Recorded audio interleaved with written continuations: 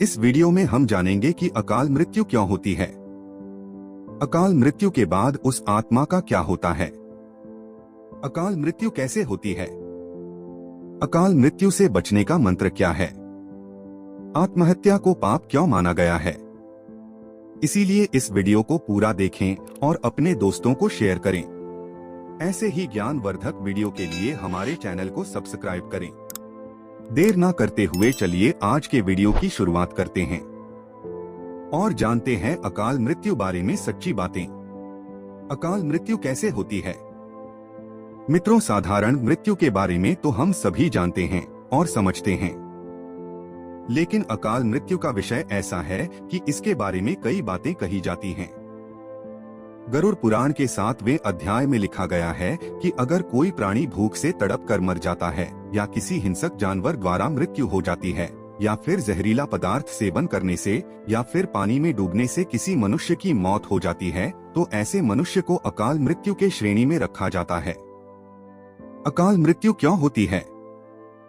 दोस्तों, अकाल मृत्यु किसी भी कारण से हो सकती है, फिर चाहे वह किसी रोग के कारण हो, यह दुर्घटना के कारण। ऐसे में मनुष्य अक्सर यही सोचता है को काश ये उनके साथ नहीं हुआ होता तो शायद इसकी मृत्यु नहीं होती।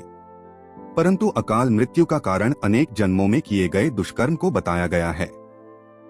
गरुड़ पुराण में इसी प्रसंग में गरुड़ जी ने श्री हरि से यह प्रश्न पूछा था, जब वेदों में मनुष्य की उम्र 100 साल निश्चित की गई है तो उनकी अकाल मृत्यु क्यों हो जाती है?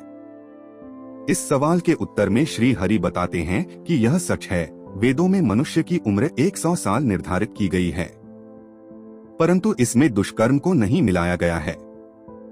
यानी हर इंसान की मृत्यु तभी होती है जब उसके पास धर्म कार्यों के लिए शक्ति नहीं होती है या फिर उसका शरीर उसे धर्म कार्य करने की इजाजत नहीं देता। इसके अलावा जब कोई इंसान अपनी इच्छा से धर्म कार्यों को त्याग देता है तो पृथ्वी पर उसके जीवन की अवधि कम होती जाती है। देखा जाए तो हर इंसान का कर्म ही उसका धर्म होता है। मनुष्य की मृत्यु तब होती है जब उसके पास अपने इन कर्मों को निभाने की शक्ति या इच्छा नहीं होती। इंसान की उम्र भले ही 100 साल हो, लेकिन अपने कर्मों के जरिए वह अपनी उम्र को खुद ही नष्ट करता चला जाता है।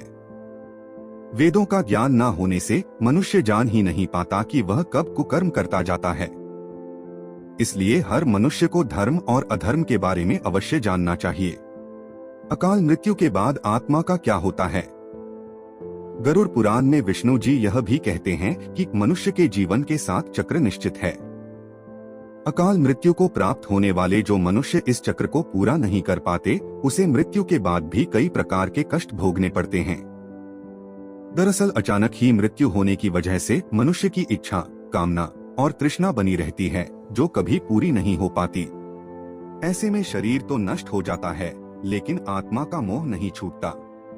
इस स्थिति में अकाल मृत्यु वाली आत्माएं अपने परिजनों या जीवित लोगों को कष्ट पहुंचाती है और अपनी मनोकामनाएं पूरी करने का भी प्रयास करती है। ये आत्माएं प्रेत, पिशाच योनि में कई वर्षों तक यहीं भटकती हैं। यदि हमारे परिवार में ऐसा किसी का ही तो क्या करना चाहिए? इन आत्मा को मुक्ति कैसे मिलेगी, हम वीडियो के अंत में जानेंगे। गरुड़ पुराण में बताया गया है कि प्राकृतिक मौत से मरने वाले मनुष्य को 13 या 45 दिन में दूसरा शरीर प्राप्त हो जाता है। वो आत्मा प्रेत योनि से मुक्त होकर अपने कर्म तथा अगले जन्म के लिए यमलोक पहुंच जाती है। जबकि अकाल मृत्यु में व्यक्ति भूत, प्रेत, पिशाच, कुष्मांडा, ब्रह्म राक्षस, बेताल और छत्रपाल योनि में भटकता रहता है। उनकी आत्मा को आसानी से शांति नहीं मिलती। आत्महत्या पाप क्यों है? आपको बता दें कि अकाल मृत्यु में आत्महत्या को सबसे निचले दर्जे पर रखा जाता है। आत्महत्या करना पाप माना गया है। ग्रंथों की दृष्टि से यह एक घिनौना कृत्य है। भगवान विष्णु जी ने गरुड़ पुराण में इसे ईश्वर का निरादर और अपमान कहा है।